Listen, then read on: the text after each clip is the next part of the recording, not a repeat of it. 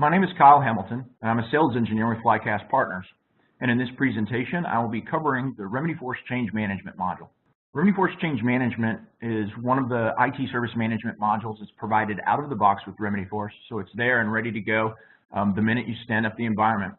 And you can see here I've started on the RemedyForce Console, which allows me to get quick and easy access to be able to view the change requests that exist within the system at this point in time.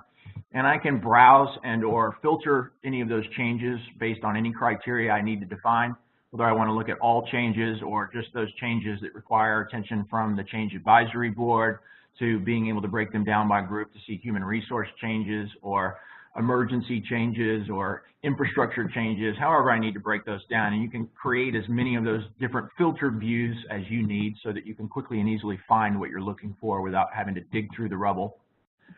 And as I retrieve or actually click on any given change, it'll open it up in the change request form for me, where I can actually review the details and the content of the form itself. And you'll see here it provides a list of all of the fields or content on the form, and this is all configurable through the administrative tab, so you can add fields of information, simplify this if you don't need this much detail, all the way to being able to track and view linked inventory information or assets related to the change, so you know exactly what this change request in terms of configuration items is dealing with, to being able to create assessments, approval processes, so you can actually create a full workflow around change management. You can also see at the top of the change request form here that through the use of the CMDB in RemedyForce, it also provides advanced functionality like collision detection, which will automatically identify and notify users up at the top via the little banner that you see of potential collisions between changes in the environment. So if I'm submitting a change request over a particular date and time, dealing with a particular configuration item, it can alert me to the fact that there's other change requests in the system scheduled for that same date and time period over that same asset or configuration item. And it'll direct me to the collision detection window here so that I can pull up more details related to the other change that it's actually colliding with.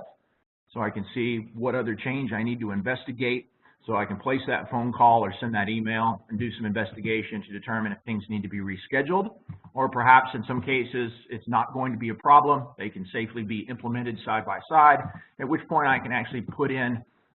the results of that remediation and update that. It'll still show as a collision in this window. However, it'll get rid of all of the nasty warning banners and messages that appear here on the form so that it doesn't alert or direct anybody to dive into that collision window any further. Also allows users of the change to look at the change schedule. So you can pull up a detailed list of those changes and see exactly what's occurring over any given date range. There's day, week, month at a view glances that they can choose between over here on the left-hand side. And they can also, of course, scroll through those time and date ranges. They can search for particular changes that they might be looking for, especially if you have a lot sitting here on this window. It can easily be exported out and handed via report to somebody. It could easily be printed out and handed or emailed to somebody if they don't have direct access. And as they review the calendar, they not only have the information related to the change number or type, they can also mouse over and get details related to that change right here in the calendar, as well as being able to see any outage information that may be currently ongoing or up to date, as well as being able to input blackout windows or blackout periods within change management, so that as users are creating changes in RemedyForce, if they attempt to create a change over that blackout window, it can automatically alert them and direct them to pick a different date and time so that they can actively submit that change. Also provides this user within change management detailed access to the CMDB through what's referred to as the CMDB Explorer. This provides a user that may be tasked with providing assessment of this change or ultimately approving this change request with detailed information related to the configuration items that are involved, as well as how they relate to business services that may be impacted, such as an email service or a particular application service like the Imagine service in this case, so that it can provide some subject matter expertise to somebody that might be new to the environment and might not have this inherent knowledge, sitting with them. So that anybody being tasked with those review or assessment processes has good information at their fingertips, both through the calendar, through the CMDB Explorer, through the collision detection, to be able to accurately assess and approve this and know that they're making a good decision.